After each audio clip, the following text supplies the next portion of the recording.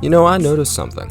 The past 4 movies I've watched have all starred Kirsten Dunst. Eternal Sunshine, the original Spider-Man, Civil War, and now this. That's weird. Anyways, welcome back. I said last time that I would review Spider-Man 2 if I had nothing else to talk about, and honestly I didn't see anything else I wanted to contribute a full script to. Plus, Spider-Man 2 is a classic, I hadn't seen Spider-Man in a while, and I, of course, had never seen it in theaters, and getting that experience revitalized my enjoyment and increased my opinion of it, and if the sequel got the same treatment, we may just be looking at a masterpiece. After seeing it, I would say a few things. First of all, it is better than the first. Second, it is not an absolute masterpiece, but I do like it more than I used to. And third, I have far more to say about it than I used to. So let's begin the full spoilers review of a movie that came out 20 years ago. 2004 was 20 years ago. I wasn't even alive then, and that still feels like too much, but let's start. This movie takes place about 2 years after the events of the first, which makes sense considering when each came out, and now Peter is in college and struggling with his grades. He also struggles with keeping up with his family and friends, especially Mary Jane, who is kind of almost his girlfriend, but not really, we'll get to that later. With how hectic Peter's life is, Spider-Man 2 goes straight to depression, and some people may believe that the Raimi trilogy is full-on goofy, and yeah, it is, but I do think that this plot is really humanizing and genuine, and I didn't realize how good it was until this watch. Yeah, it might just be because I'm older now, but hey, this works for me big time.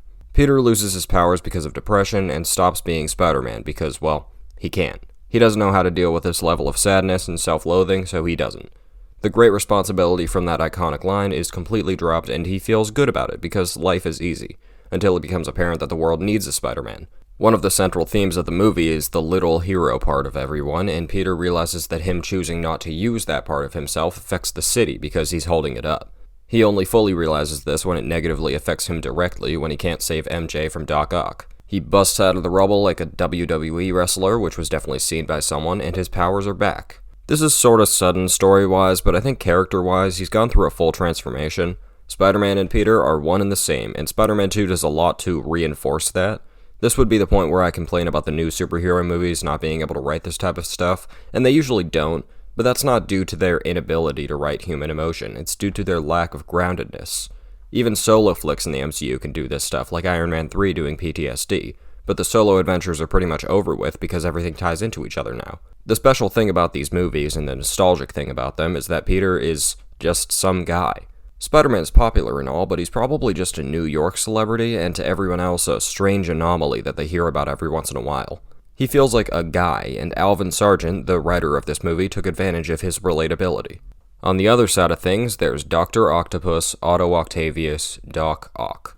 And I do not like him as much as Green Goblin. That's not just because of how good Norman is, I do have some genuine issues with Otto, like a kind-hearted scientist who mentors Peter and who Peter looks up to that Harry is also connected to, accidentally gives himself a split personality through an experiment gone wrong. I've seen that shit somewhere.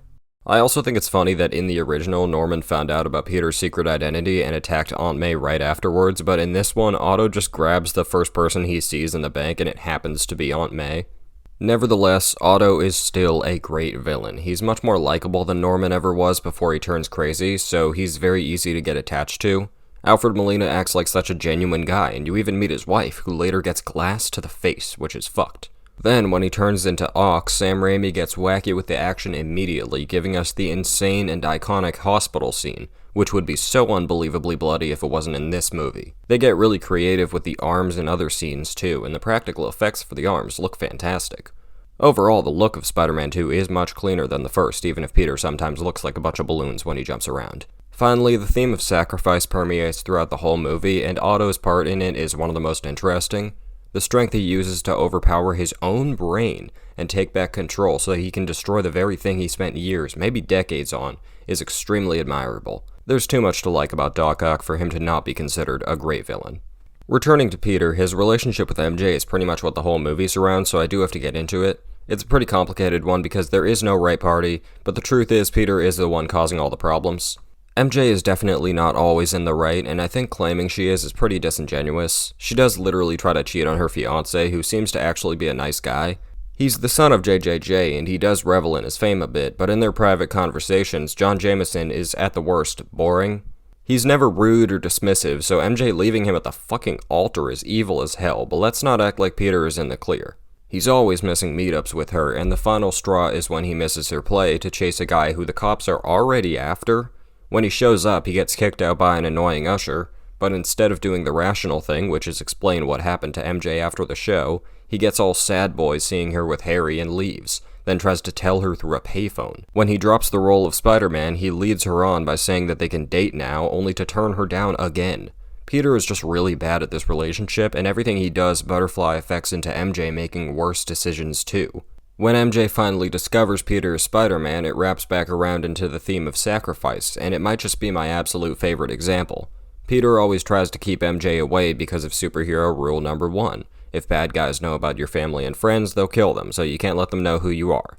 MJ decides to sacrifice her own safety to be with Peter, understanding the risks and accepting them, and that's a good goddamn love story.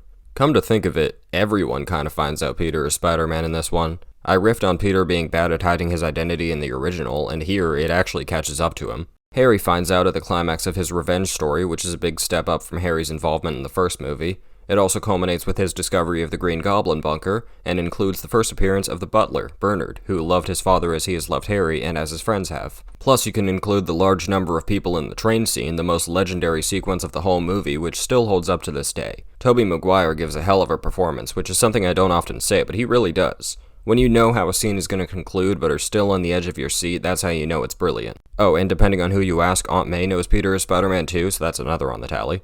By this point, I was certain I'd be giving this a 9, but the ending sorta brought it down, and I'm still trying to figure out why. I feel bad about this too, because I should like it. Maybe it's that the fucking sun looks sort of out of place in this scene. Maybe it's that MJ finds out Peter is Spider-Man at a really strange moment, being right in between Otto's redemption and his death. I don't know what it is, but I simply wasn't as into it here as I was in the rest of the movie. Thematically, it works for sure, and I can't complain too much, because this is entirely my problem. The vibes were off is not at all a real critique. The way the movie really ends put a big-ass smile on my face, though.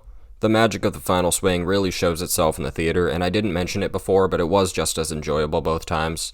Perfect way to end another great Spidey adventure, and I'll admit, it did make me a little frustrated at the newer movies for only doing it once, but you're not making me an MCU Spider-Man hater. I'm no shill, but god, it looks exhausting to complain about that trilogy 24/7. So I guess that's Spider-Man 2. Just a straight banger. I have my nitpicks, my subjective negatives, and yet it is still a banger. Plus, there's even more J. Jonah Jameson in this one, and for the second time, pretty much every line landed. It was disappointing to not see the deleted scene of him in the Spider-Man costume, but I'll take what I can get. Great action, great comedy, down-to-earth story about depression that can connect with practically anyone. Sam Raimi was really on top of the world with these Spider-Man movies. 3 and even 4 were most likely queued up to happen. All he needed was Spider-Man 3 to keep the hype train going. And luckily, it sucked ass. I'll see you next week. Bye now. Oh, and the movie's like an 8.5 out of 10, leaning towards 9. Okay, bye, now, for real.